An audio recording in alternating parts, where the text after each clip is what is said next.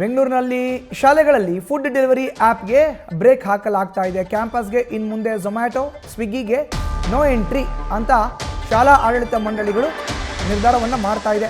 ಬೆಂಗಳೂರು ಶಾಲೆಗಳಲ್ಲಿ food delivery ಆ್ಯಪ್ಗೆ break. ಕ್ಯಾಂಪಸ್ಗೆ ಇನ್ನು ಮುಂದೆ Zomato, Swiggy no entry. No Zomato, no Swiggy. Online food delivery ನಿಷೇಧಿಸಿದ ಆಡಳಿತ ಮಂಡಳಿ.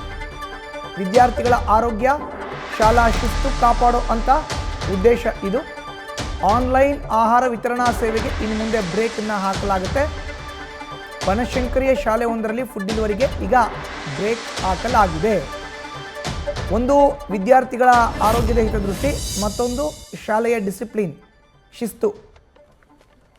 ಸ್ವಿಗ್ಗಿನೂ ಬೇಡ, ಝೊಮ್ಯಾಟೊನೂ ಬೇಡ, ಆನ್ಲೈನ್ ಫುಡ್ಸ್ ಬೇಡ ಇನ್ಮೇಲೆ ಅನ್ನೋ ನಿರ್ಧಾರಕ್ಕೆ ಶಾಲಾ ಆಡಳಿತ ಮಂಡಳಿ ಬಂದಿದೆ. ಅದರಲ್ಲಿ ಬನಶಂಕರಿಯ ಶಾಲೆಯೊಂದು ಇದನ್ನು ಅಡಾಪ್ಟ್ ಮಾಡ್ಕೊಂಡಿದೆ. ಈಗ ಒಳ್ಳೆಯ ಅಭ್ಯಾಸನೇ. ಯಾರು ತಂದುಕೊಡ್ತಾರೆ ಫುಡ್ ಅನ್ನೋದು ಕೂಡ ಗೊತ್ತಾಗಲ್ಲ.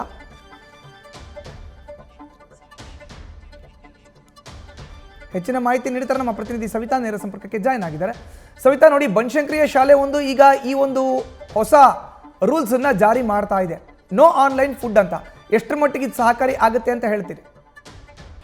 ಮಧುಸೂದನ್, ಇಷ್ಟು ದಿನ ನಗರದ ಎಲ್ಲ ಶಾಲೆಗಳಲ್ಲೂ ಆನ್ಲೈನ್ ಫುಡ್ ಡೆಲಿವರಿ ಆಗ್ತಿತ್ತು. ಇದನ್ನ ಮನಗಂಡಂತಹ ಬನಶಂಕರಿಯ ಶಾಲೆ ಒಂದರ ಶಾಲಾ ಆಡಳಿತ ಮಂಡಳಿ ಏನ್ ಮಾಡುತ್ತಂದ್ರೆ ಪೋಷಕರಿಗೆ ಸುತ್ತೋಲೆಯನ್ನ ಹೊರಡಿಸುತ್ತೆ. ಇನ್ಮೇಲೆ ಆನ್ಲೈನ್ ಫುಡ್ಗೆ ಅವಕಾಶ ಇಲ್ಲ, ಮನೆಯಿಂದ ಪ್ರಿಪೇರ್ ಮಾಡಿ ಬಾಕ್ಸ್ ಮಾಡಿ ಕಳಿಸ್ಬೇಕಂತ.